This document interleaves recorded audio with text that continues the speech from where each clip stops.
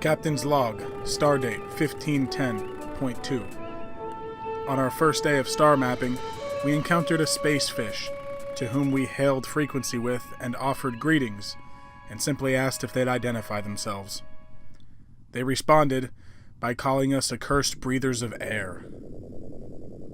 So apparently, space racism is a thing, and I think I might be getting space madness from playing this game for too long of intervals. It's Starflight for the Sega Genesis. Developed by Binary Systems and published by Electronic Arts in 1986, this game was first released on Microsoft DOS and Tandy systems. Fast forward a few years, and a fully remade version found its way to the Sega Genesis in 1991. This early sandbox game placed you in the role of a starship captain, sent out to explore the galaxy on behalf of the last remnants of humanity, in hopes that you can not only uncover the history of mankind, but also figure out what has been causing all of the stars to begin flaring throughout the galaxy. I'll spare you much of the storyline, though, to avoid any spoilers, and just stick to the gameplay and such.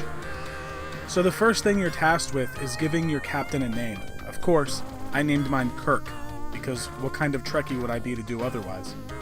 The game doesn't explain very much and really just leaves it to the player to kind of poke around until you figure things out. Luckily for me though, I chose the left door first, which led me to this extensive explanation of where I should begin. You'll use this door often to receive messages from command.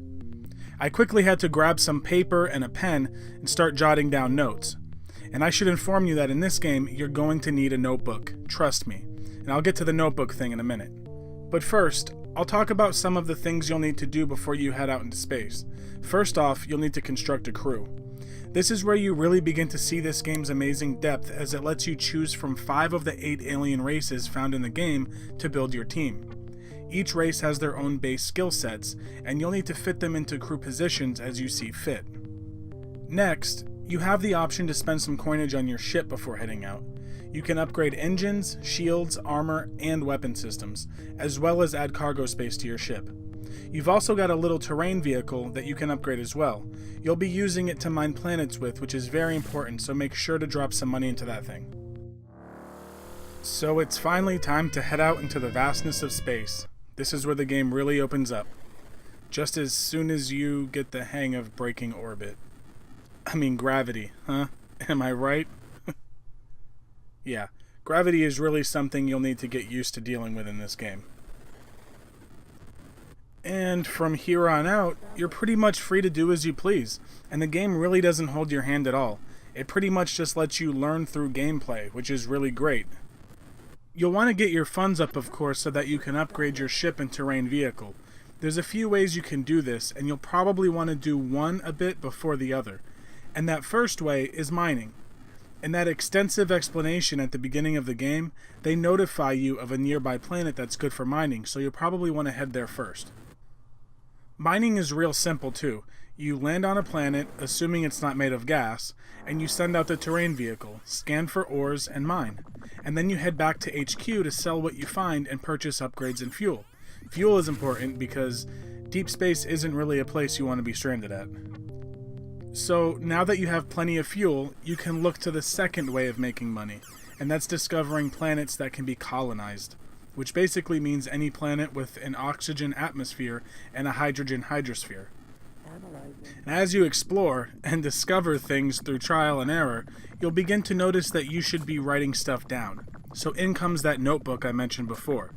This game is pretty much impossible to play without taking notes. You'll be jotting down coordinates for solar systems and wormholes to travel around the galaxy for a vast number of things. And the story, which is great by the way, you'll inevitably stumble across and progress through just by exploring. You'll meet aliens who give you coordinates to a planet. You get there and you'll find some ruins with instructions to go do something else, and things will just snowball from there. This game is just designed so well. I'm honestly amazed that a game from 1986 could do the things that this game does. The galaxy here has 270 star systems, each containing anywhere from 0 to 8 planets for a total of 800 planets. All of the star systems can be entered, and all of the planets can be landed on, so long as the gravity of that planet doesn't have a G-force that is greater than 8.0.